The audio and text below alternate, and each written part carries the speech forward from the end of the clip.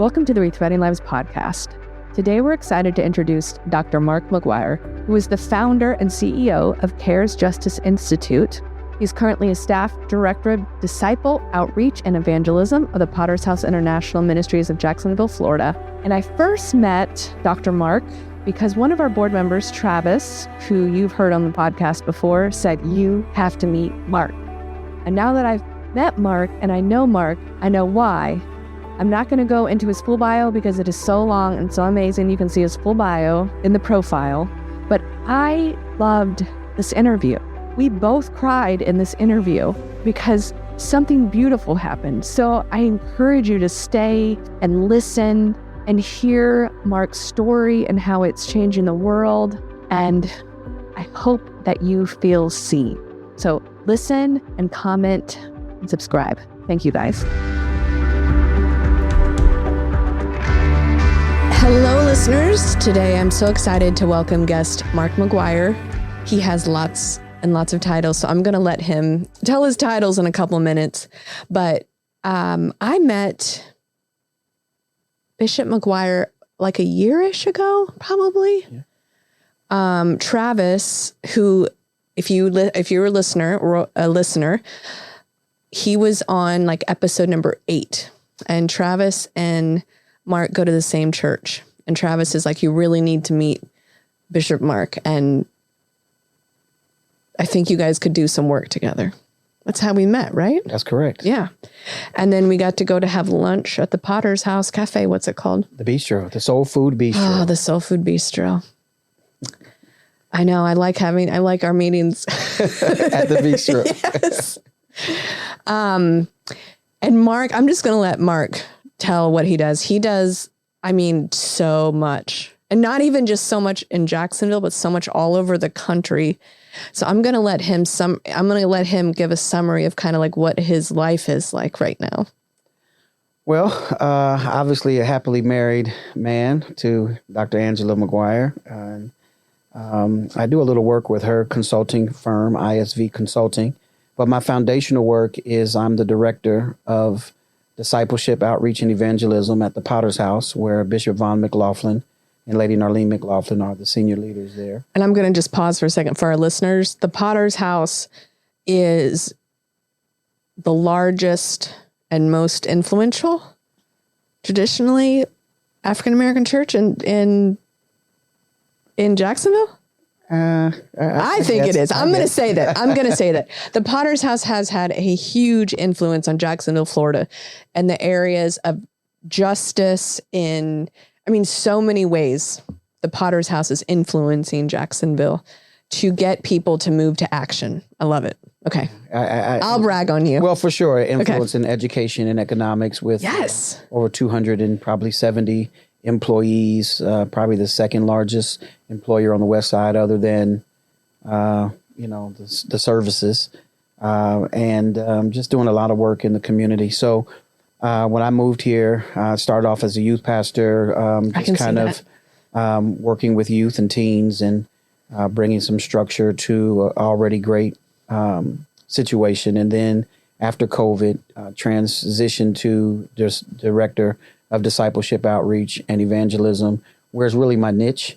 It's just really being amongst the people and just sharing the love of God, the gospel, and life, and doing a lot of peer support. And I won't call it counseling, but just some mentoring and helping people just kind of cope with some things. I think my vein in life is being a hope pusher. And so I believe my gift is exhortation.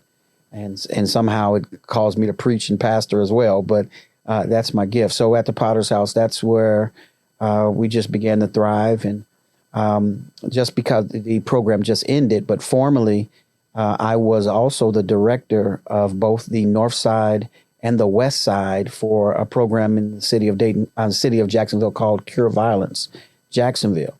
And it was a, natural move for me when it was made available. I have two organizations. Both are called MVP, but one is the North Side MVP and one is West Side MVP.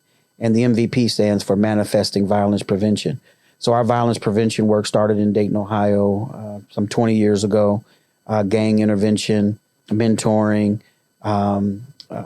just trying to, arbitrate animosity to some degree, mediation, and giving wraparound services. That was the biggest thing that I thought was when I came out with the dream and the vision, just trying to marry intervention with wraparound services for a different population. And so it just kind of worked. I had an opportunity to take a group to Dayton, Ohio, March of 2020. Showed them what I did and let them meet some of the officials that I work with, the mayor, the governor, the police chief, the sheriff, judges, the president of the education committee and board there in Dayton, Ohio. And when I got back, they were like, hey, there's an opportunity here. We need someone to step in. So we did the best we could for about 2.5 years until funding was a transition. And I think we made a big difference. I mean, I know we mediated several situations, and we were dealing with what the streets calls hitters and steppers. I mean, these are people who are doing the killing or most likely to be shot at, if not killed. A lot of gang intervention with the group that we had and hired workers who had come from that situation. It was a public health model, so you're utilizing individuals who really know the area and have been the problem once before, but just like a vaccine, they go back into the vein of the community. Like a vaccine. I love that. And deal with what we call an epidemic. We look at violence as an epidemic in that particular model. So, had a great opportunity to do that. I am the CEO and founder of what's known as the CARES Justice Institute Incorporated. It is a national organization, and we have a couple of different sites, and looking to open up a different site in another city. And CARE stands for Community Alliance for Restorative Education and Social. And then the words Justice Institute comes after it. And our job is to bring networks together, to bring policymakers together, to advocate for the inequity of opportunity, for where we see a disparity in racial equity, where we see civil rights violations. And then our other part of that job is we want to do leadership development. So when opportunity does come, we have individuals who are ready. We're creating a new culture for opportunity to arise. We don't want to go storming down the door at policymakers saying you've got to give everyone fair and just treatment and opportunity, and then there's no one for the opportunity. So, and of course, we're dealing with mostly the BIPOC community. So those individuals who are Black or people of color are our focus because of racism. And but we also look at other opportunities where we can step in and advocate and then create leadership development. So we deal with a couple of grants through the CARES Justice Institute that does just that, helps individuals, especially young people, teenagers and younger, to be acclimated with things that they deal with like trauma, anger, aggression, racism, systemic issues that have arisen since post slavery. And that are generational and kind of institutionalized. And so our job is to help them navigate through that, through different processes. So excited to do that. So along with the work with the church, it kind of works in hand because we're just out here helping people to get along in life, and then always willing to share the gospel because that's just who I am. And then last but not least, as a consultant, I am a compliance and program administrator for an organization now called Families of Slain Children. Name is FOSSE. And so FOSSE, whenever FOSSE gets a grant or gets an opportunity to utilize some funds that maybe even be through a philanthropic gift, but earmarked for something specific, my job is to come in and make sure all the I's are dotted and all the T's are crossed for the organization so that they don't find themselves in some precarious situations. So, see, I told you all it was going to be a long. You do a lot. Yeah. So the Rethreaded Process. This is a process that came about. I've worked with women for the past 20 years, walking with women coming out of human trafficking. And this has been kind of pulled out of all those experiences and interviewing multiple parties involved. And what we feel like is we've kind of have these ingredients, and I think they're universal. I think they're how God created us to heal. And these are the ingredients we need to heal and reach our potential. So at Rethreaded, that's what we talk about. We've all been through really great things and we've been through really hard things, but sometimes the hard things are really hard and they collapse us and we can't hold life. So what the 5 ingredients are, the first is time, which I don't know how much you have of time. Time is your currency to heal, your currency to reach your potential. It's the only thing you can't get back. Community. These are the people who help you, love you. And also these are the people that hold you accountable to be who you're created to be. So they will love hard and speak truth. Purpose. This is the unique way that you bring love into the world. Vision. This is the belief that things can change in the future and you believe it so much that you'll take action.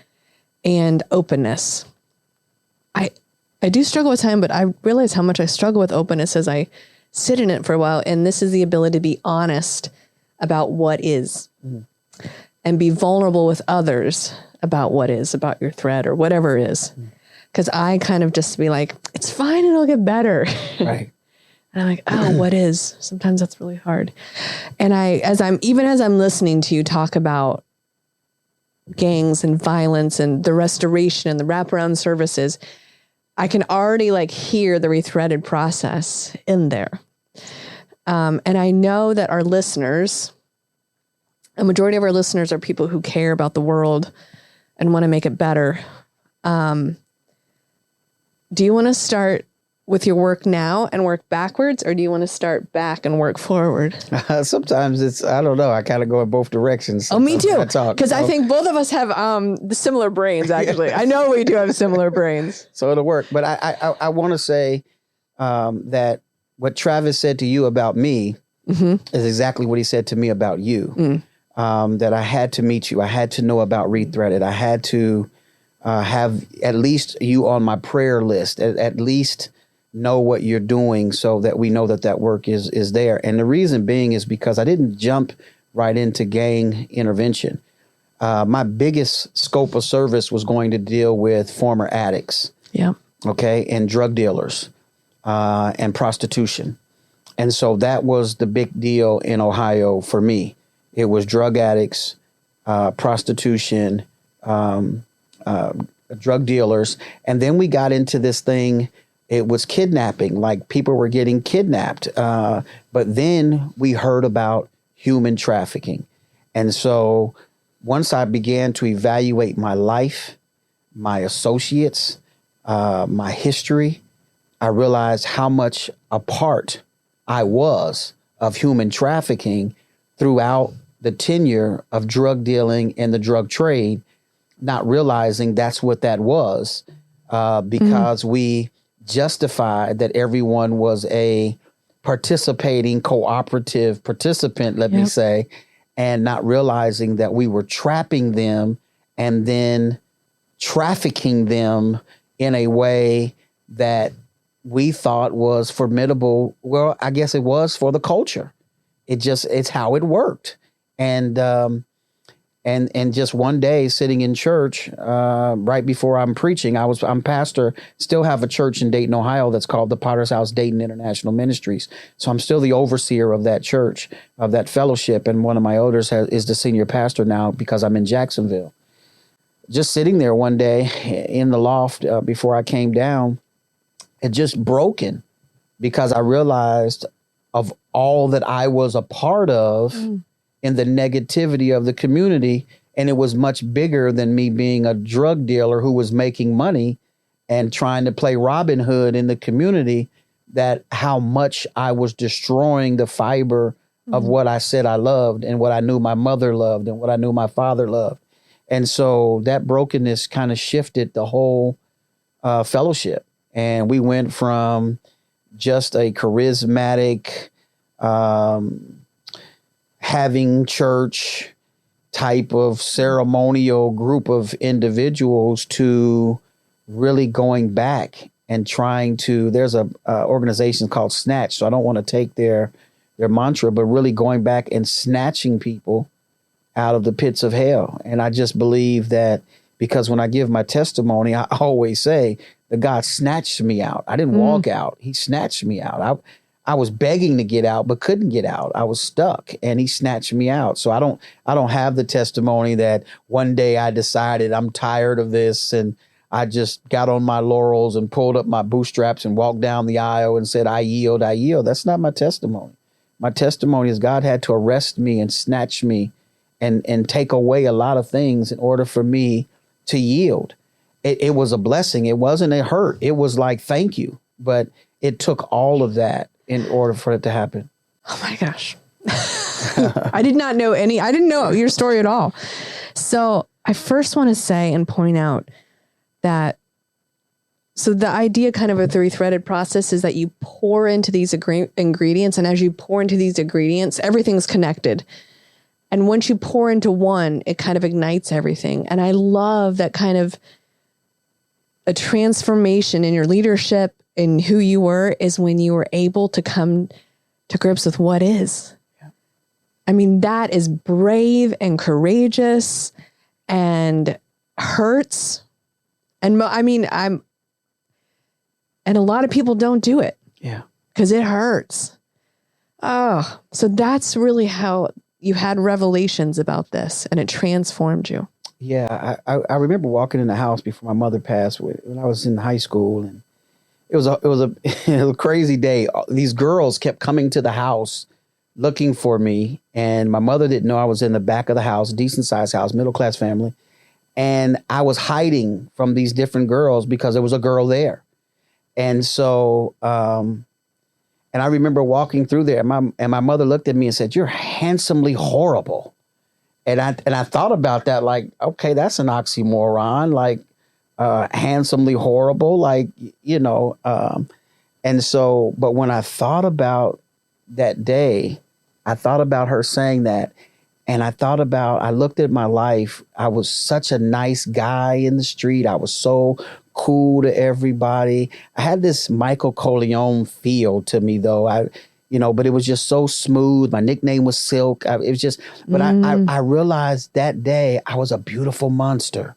Oh. Like I was camouflaged as something really cool, really nice, easy to talk to. Silk will help you. Go talk to him. The girls, the guys, the prostitutes, the pushers, the dope fiends, the junkies, everybody could come holler at Silk. Silk will make it okay. But I was killing everybody, including myself, and really had no idea until I had that breakdown that day to realize, there was no bad intention, but it was just bad behavior. And it changed ministry for me. It helped me to run out. Rewind a little bit. Okay. Tell me about your parents, your family, and how you kind of got on this path. Great parents. Absolutely wonderful parents. Awesome. Grew up in Dayton, Ohio. So Dayton is your hometown? It's my hometown. Okay. They both were poor. My mother lived in what was known as DeSoto Bass. We call it the Bass. You don't even say the, it's the Bass. And my father lived down the street. My mother had the great opportunity of babysitting one of the greatest R&B groups of all time called Heat Wave. And Johnny and Keith Wilder were, part of her babysitting regimen. And my dad, from a young age, was a sports phenom. He played varsity basketball from the 7th through the 12th grade. They allowed him to play. He was the first black all-city quarterback in Dayton, Ohio. He became the first black baseball player drafted from Dayton, Ohio. He had hitting with the ranks of the Mike Schmitz and the Steve Yeagers and all these guys that come through there. Just grew up in a time where he didn't have baseball at his high school, so he played with grown men. And since he was like 13, and he was the best on all the teams, everybody used him, everybody loved him. Then he got drafted. You imagine a kid getting drafted in a sport that you didn't play in high school. So he gets drafted in 1960, and he plays for the Baltimore Orioles organization. He got hurt a couple of times, but he was the AAA, which is like the jumbo shrimp, the next level down for Major League All-Star all the time. Then he got traded to Chicago White Sox, and he played for the Tucson Toros. And by this time, I'm born, and so I get a little bit of that as a very young kid, maybe 1 or 2 or 3. And then he goes off to Japan and plays for the Hiroshima Carps for a couple years. Had a big opportunity to sign a multi-year, but he just didn't like the culture. He was a hood kid. Good guy, never drank in Japan. And so he couldn't do it. And you got to figure this is 70, 73, 74. So he wouldn't have been a millionaire or anything like that. Mm-hmm. It would still been, kind of mid-level, but he turned it down. And my mother at that time was working for General Motors. She was a foreman. So she made great money. I think in the 80s or 70s, she was, making $80,000, $90,000 a year. So we were a good middle-class family. And it was a blessing. I went to private school. I went to one of the top schools in the country called the Miami Valley School. It's one of the tops even now.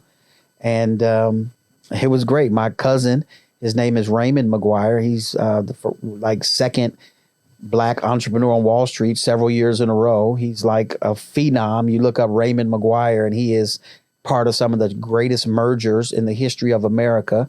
Business mergers. He's just incredible.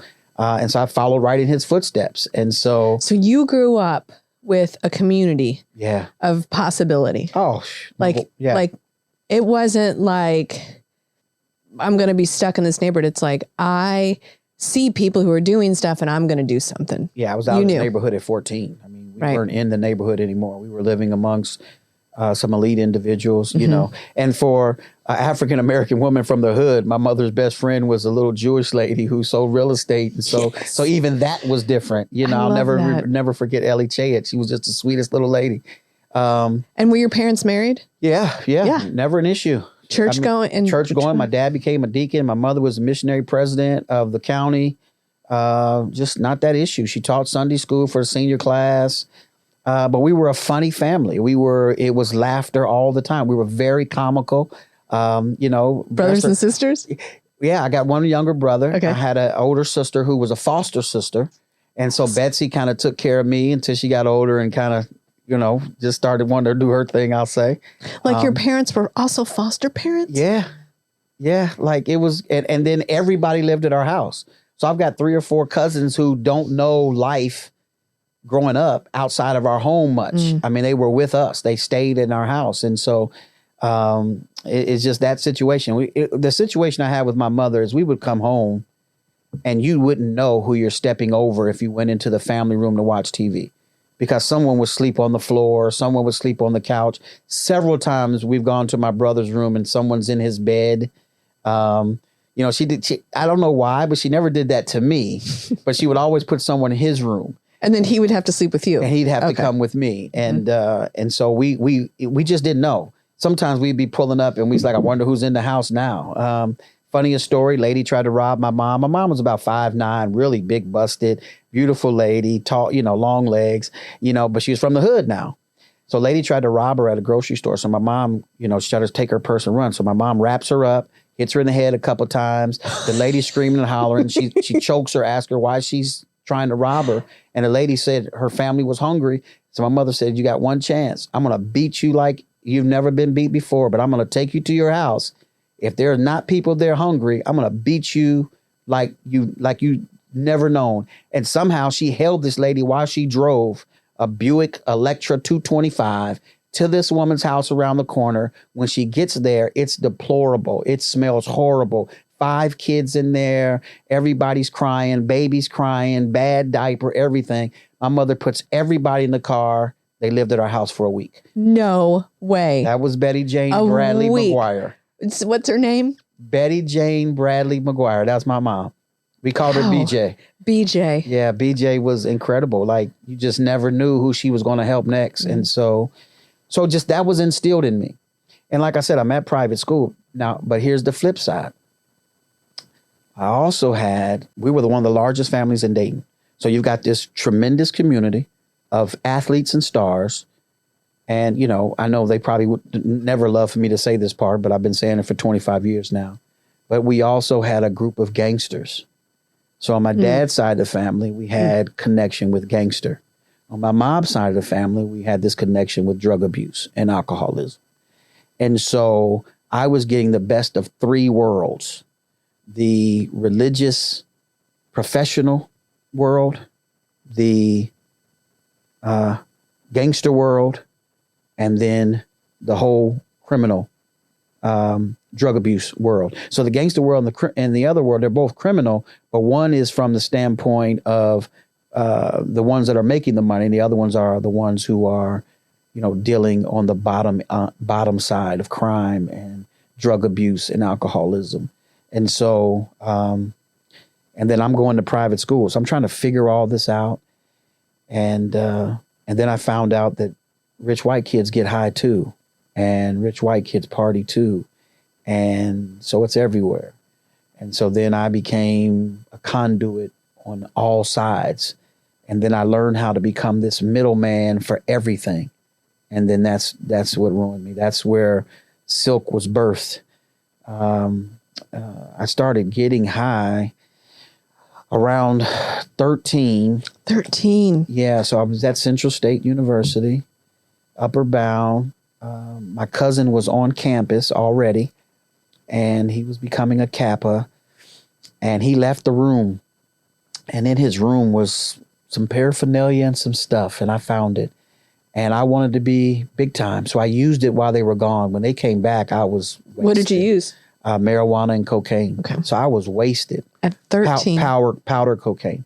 Now, I knew how to use powder cocaine because of movies. I saw people sniffing. We watched everybody black back in those days. We watched Superfly and all the Dolomite movies. And so I knew that. And then I had a drug addict uncle that lived with us, who was a heroin addict intravenously, which I thank God I never tried that. But I didn't try it because it seemed like he just looked too stupid when he was high. Like, why do you want that high? So I didn't use heroin. But I did see the cocaine usage. So I tried it high, and then everybody thought it was cool. I knew how to play cards really well because living in Japan, my mother taught me how to play cards when I was 6. So I was pretty smart. I caught on, so I could beat them and things like 500 and tunk and learn how to play spades. And it was amazing. And so I just became this cool kid. I went to private school. I was a good athlete. I could run in the streets. I knew the lingo. I knew how to get high. We always loved girls. And so I found my niche because I think I had an identity crisis at the private school because there wasn't so many black people there. We had this little bitty bus that come pick us up. And so my friends would kind of laugh about the little bus and the white people. And here comes white Mark. Here comes white Mark. So it was this, I called it AIDS. I called it an acquired identity deficiency syndrome. Just like regular AIDS, you don't die from AIDS, but you die from complications of AIDS. Well, I didn't die because of deficiency of identity, but I died because of the complications. I was going to die because of the complications of an identity deficiency, because I didn't know who I was, because I was trying to be what I thought I was supposed to be. It was killing me. And so I had this spiritual AIDS that was after me because it was strangling me from real identity, from purpose and value that you talk about with Rethreaded, which is amazing. Vision. I lost vision. I had a dream as a kid, but it got thrown away. What was your dream as a kid? I wanted to be an architect first. And then I thought about being an engineer. Everyone said I should be a lawyer. Because I could talk really fast and I could make up a lie in a split second. And so everyone said I should be a lawyer. My cousin was a great businessman. So I just had this dream, and then it just all got lost. So how far down did you go? Oh. For how many years? Until I was 20. So 19... Shucks, what year was that? 1998? Was it 20? So it got so far that I had a lot of money. We had a lot of... Did you graduate high school? Graduated high school in 1986. Did you stay successful? Like you were in addiction? No. I graduated high school in 1986. Almost didn't graduate. Left private school, went to a public school to play basketball in a bigger arena. Did well. First person to ever to get into this school after their sophomore year the first person to transfer into this school and immediately start on a high level team.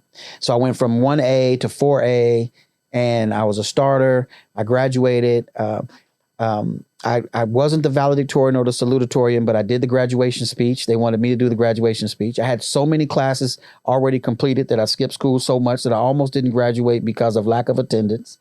Then had a baseball scholarship, basketball scholarship to 3 places, baseball scholarship to Florida A&M. So I came to Tallahassee, and before I could get through second semester, I'd found the group that I needed to find to get right back into the game. And I played baseball that first year, had a decent year, and then came home that summer. It escalated. By the time I came back my sophomore year, I was a full-blown drug-dealing dope fiend. Can you give us a picture of what that looks like, what that feels like?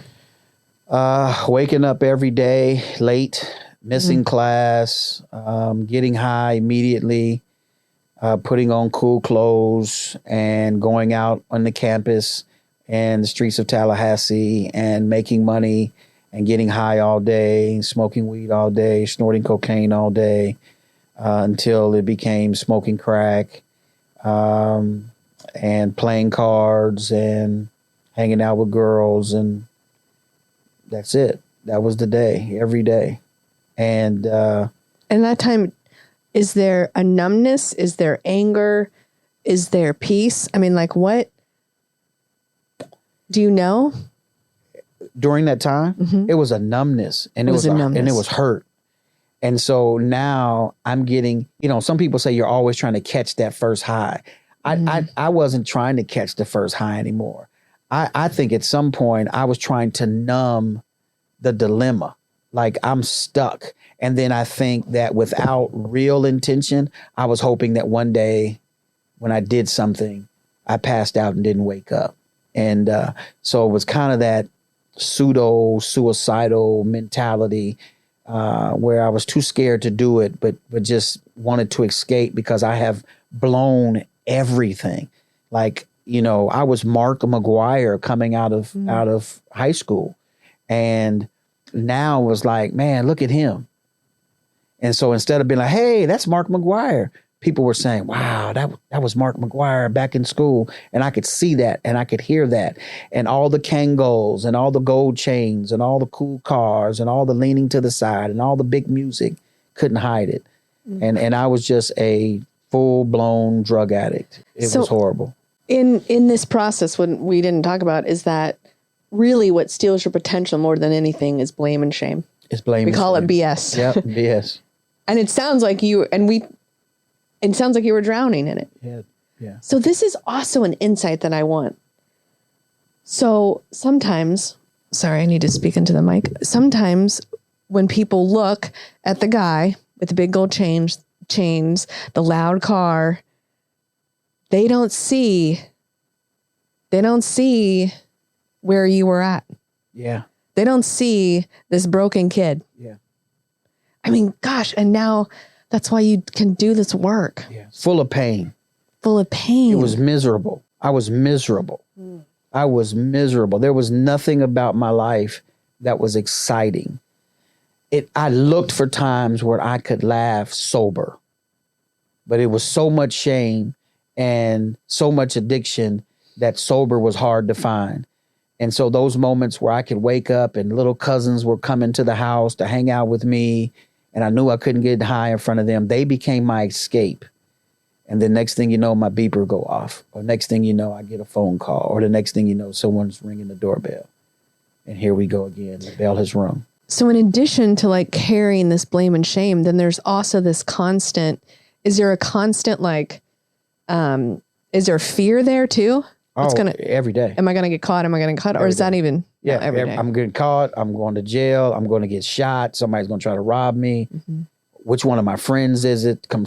Complete paranoia. But then I also had this dying responsibility that I cannot let this happen to my brother. So he was my heart. And like I see sibling rivalry and I see sibling, it's impossible to conceive that for me. Because this was Betty Jane's son, this is her baby. And so she had him just before we went to Japan. And so when my dad would be gone all day for baseball, she would be out on the little rice farm and picking up vegetables. And I don't know, she had to do it if I was someone who was going to eat, or she just was out there. My mother was crazy. Let me tell you, she was a good mix of Joyce Meyer and Lucille Ball. Like my mom was the perfect mix of Joyce Meyer and Lucille Ball. Throw a little T.D. Jakes and Richard Pryor in there, and you got Betty Jane. You got her. She was the funniest woman alive. Like anyone that I introduced to that says my mom, the first thing they'll say is she's the funniest woman ever alive. So I raised my brother. So he was my son. What was the age difference? 5 years. Mm-hmm. So, just at 5. His birthday's in March. I'm in May. But so for me to think, he did everything I did. Like everything I did, he mimicked. Everything on the court, everything on the baseball field, everything to the girls, everything with the jokes. I was the baby Martin Lawrence of the family. So I was always cracking jokes, always making people laugh. So he became that. And we picked that up from my mother. To think that he would follow in my footsteps, if something happened to him, I wouldn't know what I would do. So if he looked like something was wrong, I was over top of him. Mm. If his friends looked funny, I would threaten him behind his back. If people looked at him funny, I was going to see him. There was a time at Wright State University where one of the basketball players got into a big deal with one of the big drug killers in our area. And it got out that if whoever he sees in a Wright State jacket, he was going to kill him. And I knew my brother had the prettiest jacket on campus because I got it. I took a group of people up to Wright State and I made an announcement, like in every dorm. If something happens to Chris McGuire, I'm tearing up everything till I find out who did it. And eventually the guy who wasn't on campus, we saw each other at the library and it was a standoff. And then finally someone that knew both of us said, hey, what's going on? Told us who he was looking for. I told them to go get him so that they can squash it while we're here. And because if something happens to my brother, none of us get out of here. And that's what I said. And they fixed it. And I think that was my first gang intervention because of my little brother. Wow. But it was that kind of protection, that type of love. But it was also that type of pain that I was leading. Mm. I was modeling for him the worst person possible. But I looked so cool doing it that when all of my little buddies wanted to come running with me, and, we had a gang, and the gang was so suave that our gang name was the main attraction. Like, it was the dumbest thing. We had a cool name for a gang because we were all that cool. We were the coolest kids in school and around the city. So, the 13 of us, and we didn't vandalize and some of those things that you see, but we sold drugs and we got high. So is part of the gang mentality is because maybe internally people are struggling with blame and shame? Missing family. Missing family and community. Because they're kind of isolated themselves. So here we're going to be with people who are the same, but I'm not going to ever admit. Yeah, and there's love. What's going on? And it's a lack of love. Mm-hmm. Because it's a funny love, but if you're in a real gang or if you're in a real group, that's real love. Like that's brotherhood. Like that's that old, I'm gonna cut my wrist, you cut your wrist. We'll do the blood oaths. We'll do the pinky swears. I mean, this is serious stuff. Now, what you see now sometimes, they turn on each other so quick. I don't know what you call it, but back in those days, when you said that we were a group, we're dying together group. Like we love each other. And the parents knew it, even the ones that didn't realize what we were totally up to, they treated us like family. Hey, everybody's mom was, hey, mom. Hey, Mama Betty. Hey, Mama Johnny. Hey, Mama Jane. Hey, Mama Lisa. Hey, Mama Peggy. Hey, Mama Barb. It was that. They in this basement. They're downstairs. They're over there. They've been in the backyard. Y'all better not get in no trouble. I'm gonna whoop all of y'all. I mean, it was that. And then when we grew up in that culture, it was even, I need to whoop all y'all. Y'all all know better than this. But it was because we were brothers, and so many of them are dead and not doing well at all. There's maybe 2 that are okay, and one is not in the gospel like I wished he was. He was my best friend, but he's doing good, in life, from that standpoint. But just want to see him saved and really committed to Christ. But the rest of them are gone. So there was a community, people who helped each other, loved each other, maybe not in some ways held each other accountable to be who they're created to be. Yeah, well, or who we thought we were created to be. And that's probably the falseness of the gang, right? Yeah, absolutely. Yeah. It's the trick of the enemy. Yeah. To not only give you that love, but to make you comfortable that was the right thing to do. Like, people on their deathbed have looked up to me and said, man, thank you. Like, you were my brother. Like, without you, I would have been nothing. And I'm looking at them in the gospel saying, because of me, you almost became nothing. Mm. You saw my life transform. You saw me come home. You came to visit the church. I don't know if you're really saved or not, but you came to the altar because of, it's got to be real. Max doing this, it's got to be real. But you didn't live the life of a Christian, but hopefully you embrace Christ, to get to the throne. And that's all I can hope. And you're thanking me for the life, not the life of salvation. You're thanking me for the life that you thought I helped you enjoy, when really it was a life of destruction. Mm. And so, but the motive was right. It just, the whole operation was horrible. So it's like when in human trafficking, there's 4 stages, and the 4th stage is immersion, where a woman is in it. She's kind of lost hope that it's going to change. And it's normalized. It's normalized. So it sounds like that's similar to a process. I mean, that's like a human process, right? There's stages, and once you get to this stage, it's normal. It's normal. And you don't even know, our women don't even know they're a victim, right? Because this is my life. Yeah, I can see 3 girls now that, back then we called them personal favors, where you could come get a favor. But there were a couple girls that we kept pretty, at the spot, because when the guys would come to make the deal, that's how we made the deal sweeter, and we knew she was using, she didn't have a problem. Who's coming today? Oh man, I hope not him, and and that was normal in your world. That was normal. And my nickname, I don't know if I can say it on the podcast because it has a bad word in it. Do it.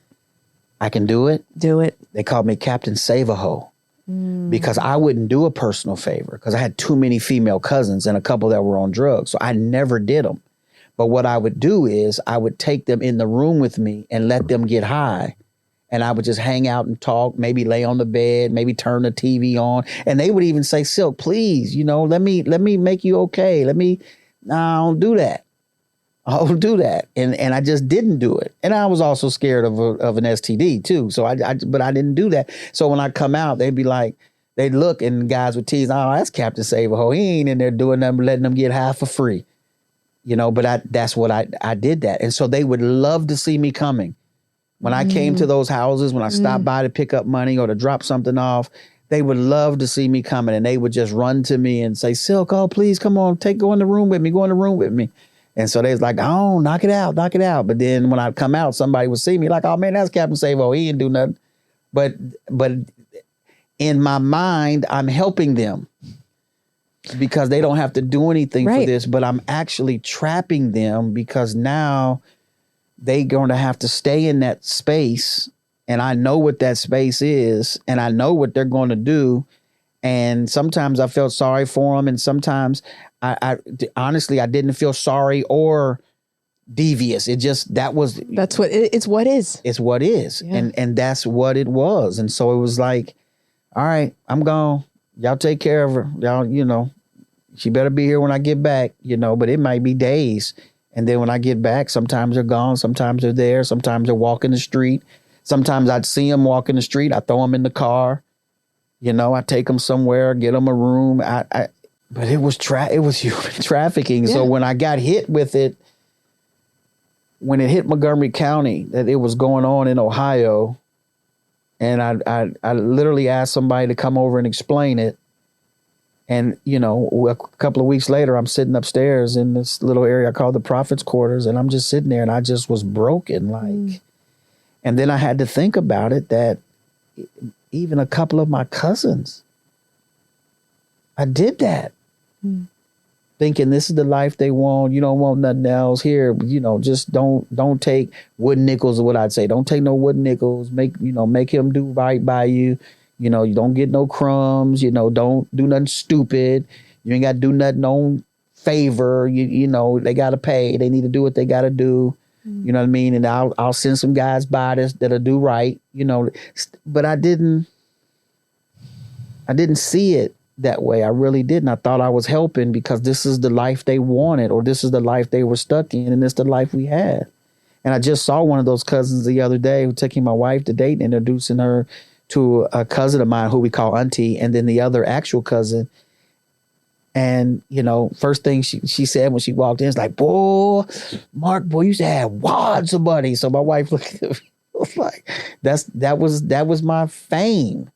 And it was like, we laughed, but it was like, hey, that's, but when I saw her and I left, I said, but you know where I'm at now. You know what I'm doing? She said, oh yeah, and I love it. We listen to your messages, listen to your sermons, listen to you preach. We love you. We miss you, so it's like. Is she sober and clean? I think she's not had, I think she told us 6 weeks, maybe 6 months. I can't remember what she said exactly. My wife would probably remember more. So that was the side that's, yeah. It is like the sides of your family, addiction and the gangs. And yeah. And then this core goodness. This is what another part of the Rethreaded process is learning how to hold, we call it the paradox, which is the paradox of life. The pair of ducks, the yuck duck and the yay duck.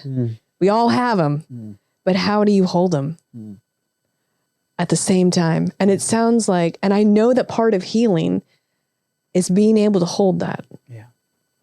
This is the yuck and the yay, and you get stuck in yuck. Yeah. And you were stuck, and then, because you couldn't hold it. But now, I think that's a process to learn how to hold it, honestly. Yeah.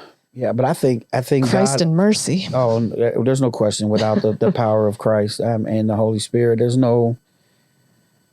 don't know how people who are not saved, live in the space that I live in and really help and feel empowered. But it's great that they do it. I couldn't do it. I have to have the Holy Ghost in order to maintain the sanity and the just, fight through it. The absorption that happens when you're in those spaces with people, and just the spiritual pull that you feel, in that. And then, of course, the grit and the deliverance and the grace and all of that, not to go back. Yeah. So it's incredible. Yeah, because that was my life. Like when I got arrested, the day before, or a couple of days before we got arrested, my testimony is watching TBN. I've got this shoebox full of marijuana. I've got this plate full of powder cocaine, and I'm drinking J. Roget out of a bottle. Watching TBN. Christian, which is a Christian station for our listeners. Trinity Broadcasting Network. And I would always put it on there because when I go to my mom's house, she had cable, we'd watch it. She loved to see the people on there. And Mark, this is like the most amazing paradox. Yeah, it's crazy. You got the yuck and the yay in the same moment. And not only did I watch that, I watched the stories back in the day too. So I was a gangster watching The Guiding Light, As the World Turned, The Bold and the Beautiful. I knew them all. This is awesome. Mrs. Chancellor was my girl. Because you were home. That was probably your chill time. I was kicking it, and they couldn't call me. I wasn't leaving until 3:30. When the Bold and Beautiful go off, okay, we can get it until the next morning. But hey, once 12, this is my favorite fact of me so far. Yeah. So when Price is Right comes on until the Bold and Beautiful goes off, Love Oh yeah, Price is I Right. started my day with Bob Barker. That was it. Bob and the girls. Yeah, that was me. And so, but I'm looking at Smokey Robinson on the TV, and I've seen Smokey Robinson high because I had a cousin that was just in the entertainment stuff. So we went to a bunch of concerts out of town. I've seen Smokey Robinson high. And so, and I know they told me that he was in a room where they were getting high. And he's on TBN. And I'm like, what is Smokey Robinson doing on TBN? This is so fake. Like, he gets high. Yeah, no, he's not going to sing a gospel song. So I turn it up, and he's telling his story of deliverance and salvation and how God saved him and how he thought he would never get saved and how so many people in the music industry now are getting saved because of his lifestyle, because of what he did. And now he's saved and all these people are getting saved. And I just bawled. And I said, God, if you can save Smokey Robinson, you can save me. I want it. I want what my mother has. I want it. The devil's so strategic. Like 10 minutes later, the beeper goes off and the biggest deal of the century is we're ready for it. Take a deep breath. I get these other signs over the next couple of days that I should not do this deal. April Fool's Day comes. So Monday, all of this went back through my head and I told my wife, getting ready to make a deal. I'm at Perkins. I'm looking up at the hotel that really nobody's supposed to be in. I'm actually negotiating with a guy who's buying the hotel to revamp it. And so we're trying to figure out how much money we're going to try to launder to him to get him to buy this hotel to revamp it. I look up and I notice curtains moving. And I look up again. I tell the guy who's with me, whose money we have, I'm saying, did you see? Don't be obvious, but look up and see if the curtains move again. And the guy that's sitting with me says, there's a camera in that curtain. So we paged my cousin inside of Perkins and said, no deal. We're going home. 911. So we go home. So when we get home, we say, this is not going to happen. So we explain it why. We call the people and say, hey, we can't do it. We almost got busted. So the guy who's the agent fakes like we saved his life. So he's so happy. He's ready to make this deal even sweeter. He's going to come back next week. This guy comes back the next week. He's sitting in Perkins. Now, my mom goes to this Perkins all the time, but we're not thinking she's going to go. So she's selling this stuff called Relive, right? It's a powder shake, nutrient stuff. So she's selling it everywhere. So they would have these big meetings and then they'd go to Perkins. So she's got this big meeting over at General Motors, introducing it to a bunch of people. Next thing we know, she comes home, she's laughing, talking, and she says, I met this weird guy, big black guy, muscle guy. He got the weirdest name. Name was Guido. And so my eyes got this big because that's who we were meeting, was this guy named Guido. So my mom just met this guy in Perkins that we're getting ready to go buy 10 kilograms of cocaine from. If that isn't God saying, don't do this, I don't know what is. But we decided to make the time later. We go to do it and the police come and I'm on the ground crying. And it's ATF. I told my wife it was alphabet soup. ATF, IRS, SSA, DEA, Sheriff's Department, DPO, Dayton Police. It had so many alphabets, like alphabet soup. I was so relieved that I'm bawling on the ground, thanking God. Crying from relief, not out of fear, not that you were caught, out of relief. And the lady puts her foot on my neck and said, oh no, McGuire, don't be a punk now, Mr. Gangster. You can't start crying now. You can cry when you get downtown. She thinks I'm getting ready to tell her on it. You can cry when you get downtown. She had no idea. Mm-hmm. She had no idea. Those persons might as well had wings on. It was over. I had every excuse I needed to stop. It was over. And that was the end of that life. So when you came out, did you have to go to a treatment or? Yeah, I did went Yeah. to treatment. All right. 5 years in the penitentiary. 5 years. Yeah. And you served all 5. Yes, ma'am. It was federal time. Federal time. Yep. 64 months, actually. In Ohio. No. No. First they drove me around, then they flew me around, and then I started in Ashland, Kentucky, and then I went to Lexington, Kentucky, and then I ended up in Manchester, Kentucky. Manchester, Kentucky, in a federal prison. In a federal prison. Wish we need a longer podcast. Yeah. And now my sentencing judge is the president of the board of CARES Justice Institute. He's an older Jewish man still on the federal bench right now. His name is Walter Rice. So, how's your family in this? My brother and I are closer than we ever been. My mom passed away while I was incarcerated. Oh, yeah, gosh. yeah. We can't even go there. Okay, unless you want me crying and stuff. I mean, I can cry. I don't mind, but that's gosh. And then my dad in 2008 had a stroke. He's had 5 strokes, 6 heart attacks, and but the last time we went to see him, I told him I was getting ready to start playing tennis again. First thing he always does is looks at my stomach. And then I asked him, did he ever play tennis? My wife asked him, did he ever play tennis? And he gave us about, these 3 tennis stories, how he played tennis and beat everybody. And the girl went home crying one day because she couldn't beat him in tennis. I don't know if he's telling the truth or not at this point. But he walks around very slowly. He, sometimes he'll fall. So he uses a walker and a wheelchair sometimes. Very funny. Short term, he's dealing with dementia. But if you go back enough years and start talking about baseball, he's got it. He's got it. And so he's finally, he's 41. So he's 83. And so he's at a care facility. But he's doing good. Got to see him in a suit Sunday for Easter. So I wasn't there, but they sent me pictures. So. And your brother never went in your path? No, never drank, never smoked, never sold drugs.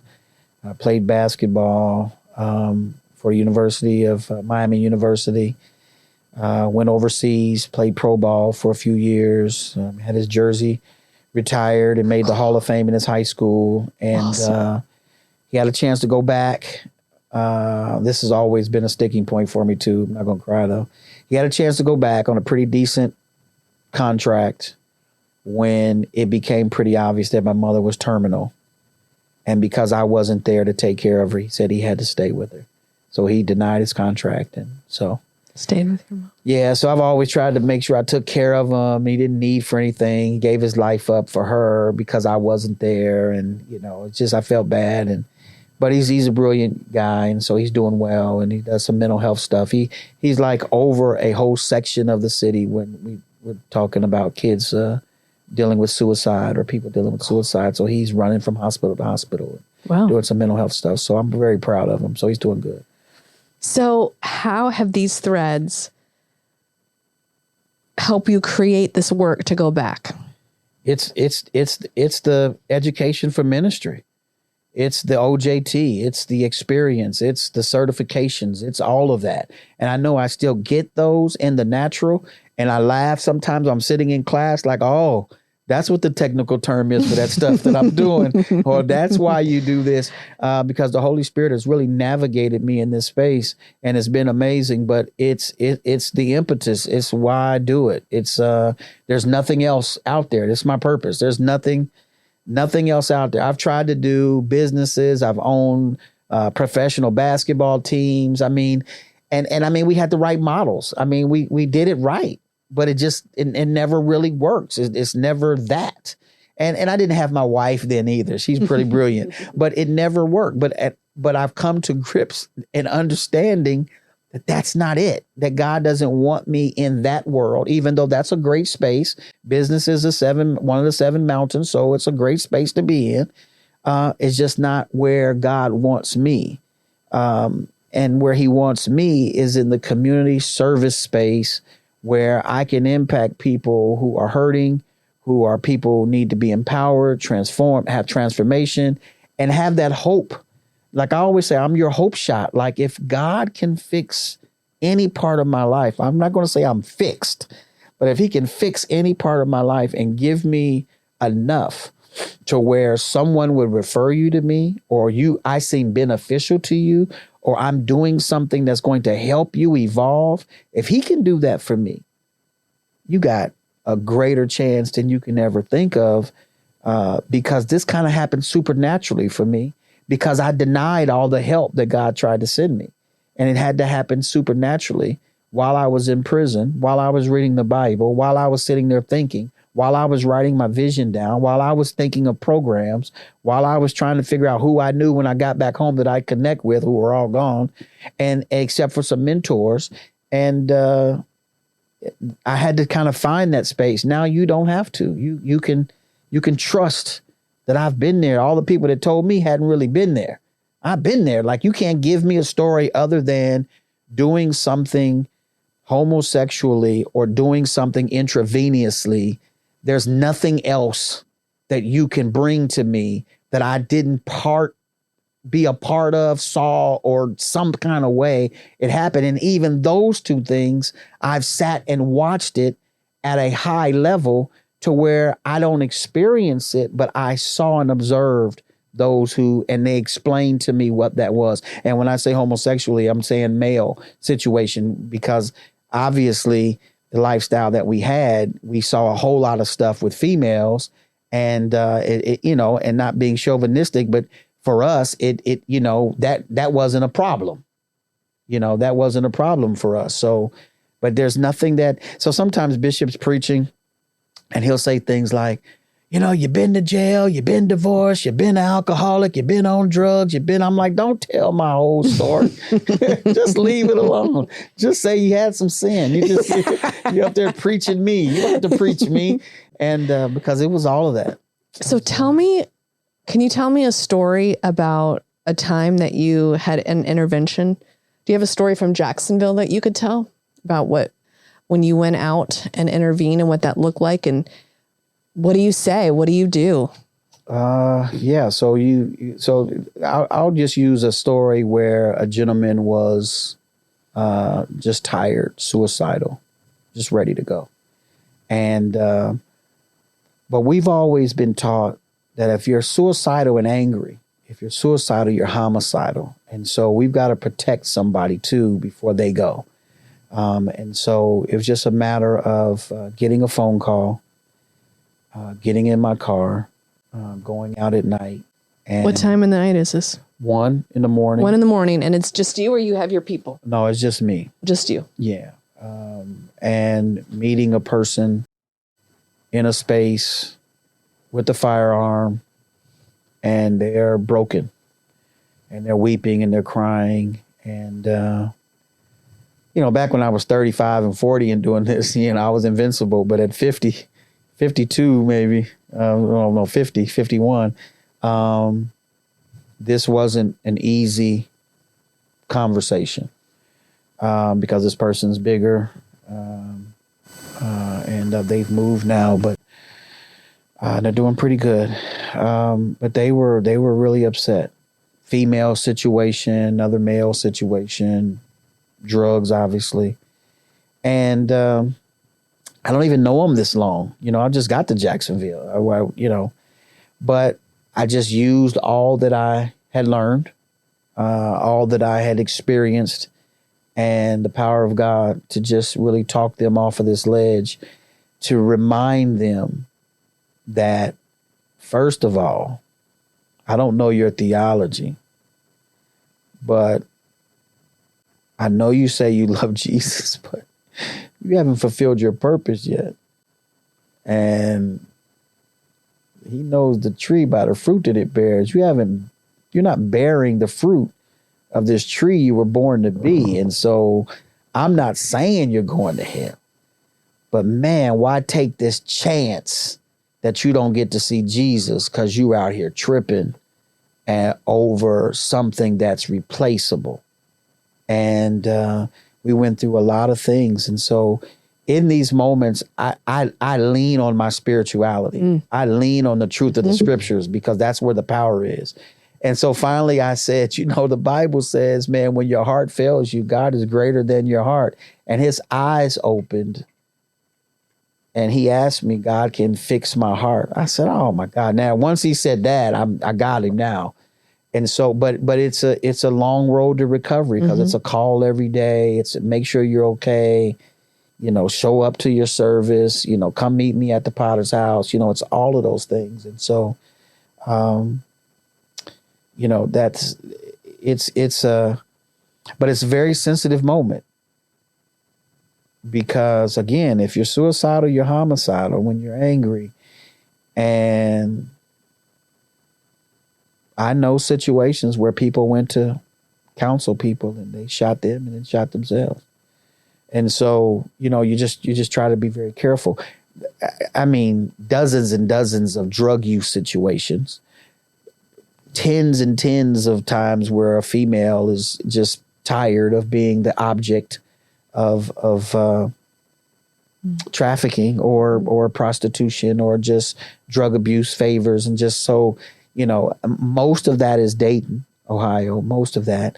When I get to Jacksonville, I had a couple of occurrences, one I just explained, but most of it was more conversations of serenity when we're in a good space, but people are just tired. And so you're counseling, or someone says, go talk to McGuire, or, Bishop, somebody wants to talk to you, or they call me PMAC at church. So PMAC, got somebody want to talk to, or I'm talking to a transient, on the street, at the mall, in the parking lot, or someone comes in the mall. I'm having those conversations in the bistro. It's amazing how many people in the bistro that I've talked to.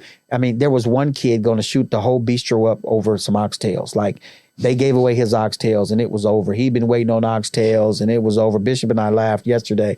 He was getting ready to lose it over the oxtails. And I had to tell him, sir, listen, you're getting ready to take these 2 pork chop dinners home and you're getting ready to go to bed. Like, you're getting ready to go to jail or kill somebody over oxtails. But he kind of smirked, but he took the plates and he's like, this ain't right. And he left. He thanked me. And we don't know where people's minds are. And we don't know what is going to tick them off. And it was small, but it was a straw that broke the camel's back. You could just tell he was under pressure, and so I think the biggest thing for me, Kristen, is the empathy. I think that's the biggest thing for me. And I think I've gotten soft since I've gotten older, because everything will make me cry. Like a certain movie will come on and it's getting ready to get to that funny part. I'll change the channel. My wife, why you change it? I'm like, I don't want to watch that.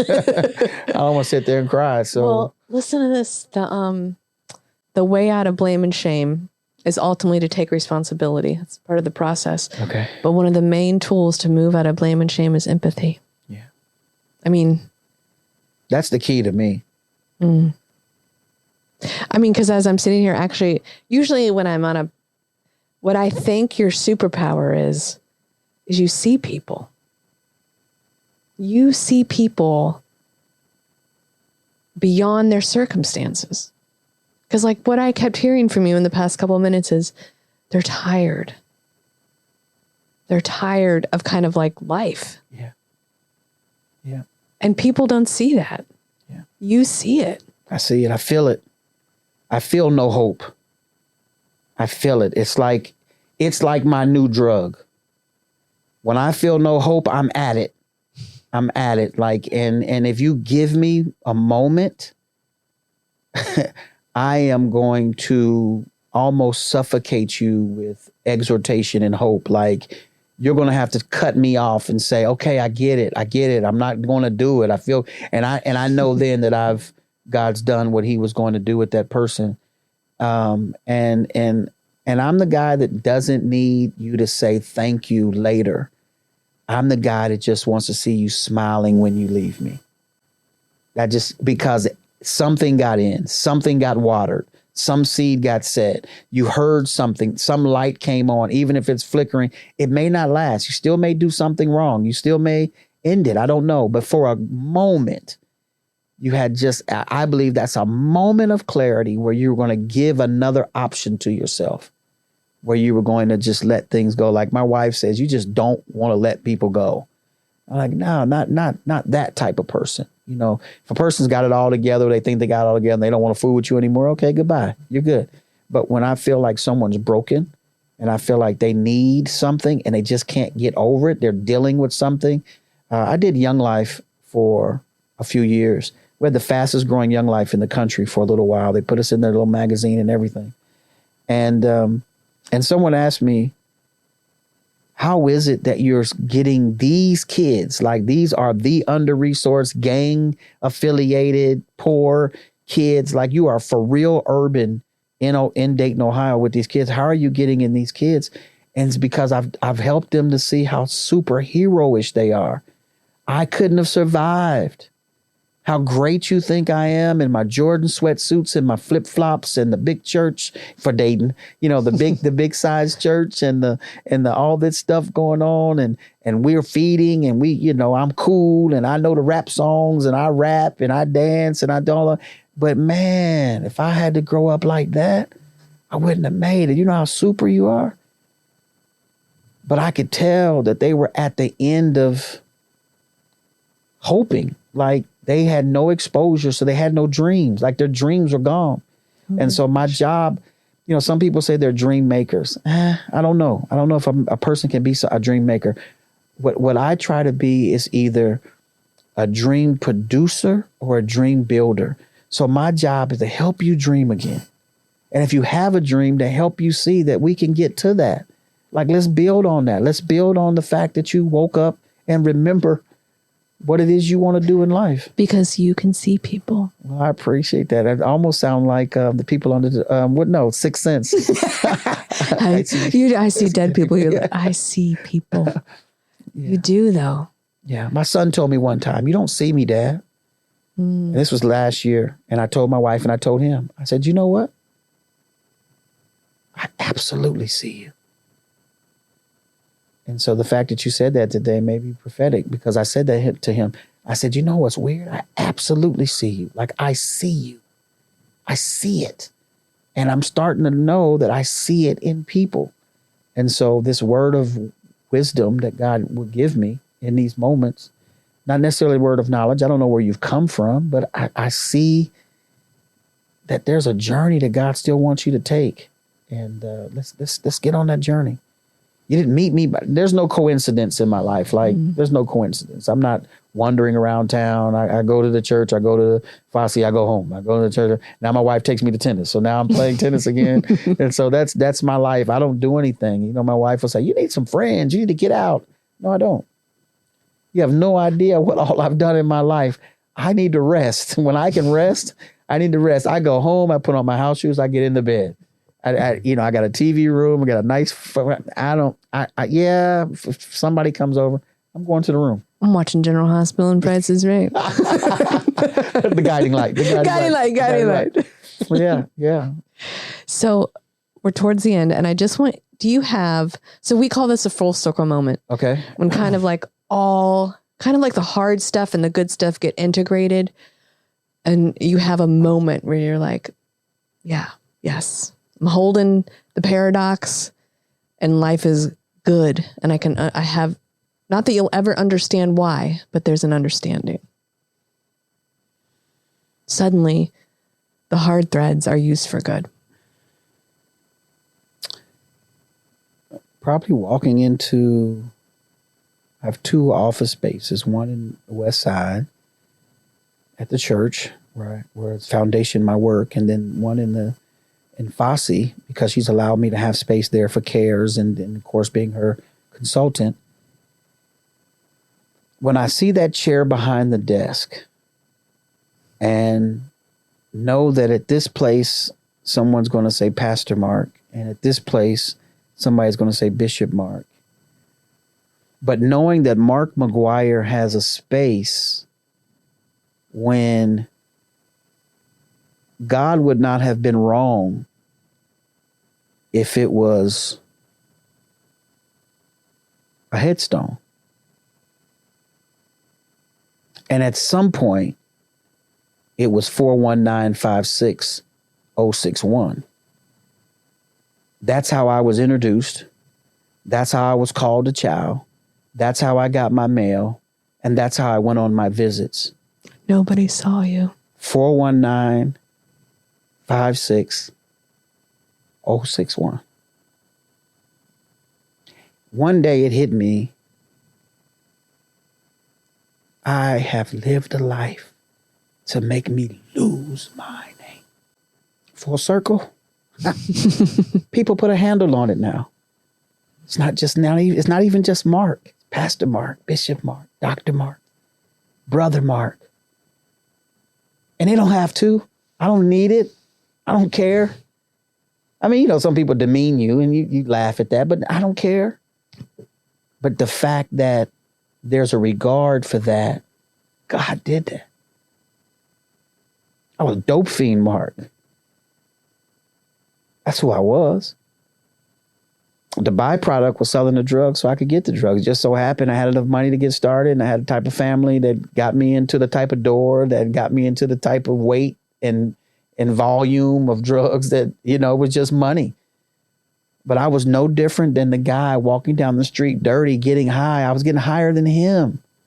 He just didn't have anything to bounce back to. He didn't have a house. He didn't have a family. He didn't have uncles with cars, and all the dope was free. He didn't have that. He didn't have, if I messed up $20,000 worth of drugs, that somebody would say, man, what happened? And I could make up this lie and they'd give me 2 more to fix it. They didn't have that.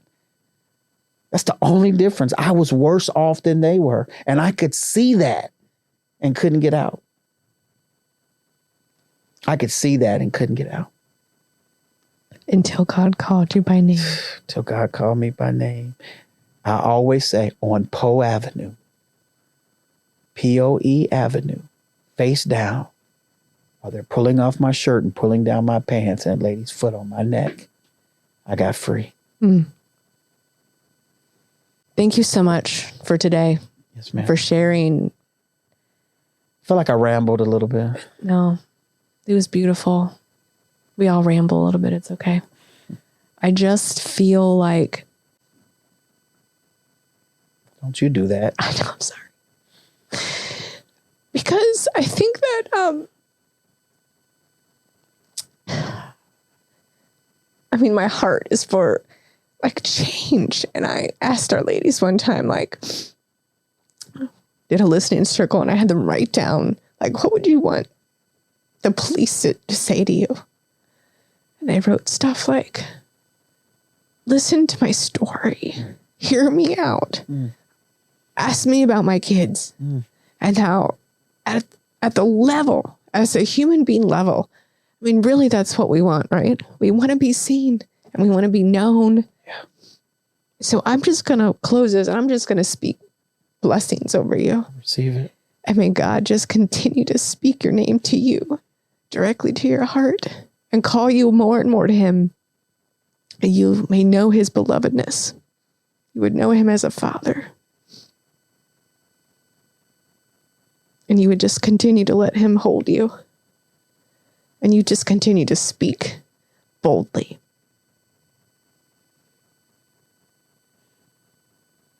And just God would grow your empathy. And also, you would take care of yourself. And thank you, God, for his wife. Yeah, thank you, God. She's the most amazing woman. I don't know what all I've come to Jacksonville to do, Kristen. Meet wonderful people like you, get connected, fulfill purpose, obviously. But I'm very grateful to my church family, the Potter's House, Bishop McLaughlin and Lady Narlene. But even as we're growing to know each other, we've only known each other 6 years, and we're going on 5 years of marriage. I have the most incredible wife. She's the, I don't know, I heard somebody say she's the yin to my yang. I don't know if that's the right thing to say, but she balances me. Yeah. She's a tough softie, and it just helps to have a suitable helper, especially as a man, a black man in this world right now. And from where I've come from, because there's so many options of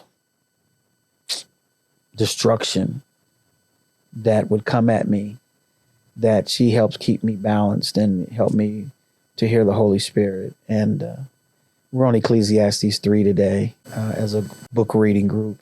that I've started. Bible reading for exhortation, accountability, and discipline is what it stands for. And so time and season for everything. But I think it's verse 11 says he makes everything beautiful in its own time. And so I'm patient that one day I'll be beautiful, and not a beautiful monster, but just beautiful. I think you're already there. All right. Done. We're crying. I can't.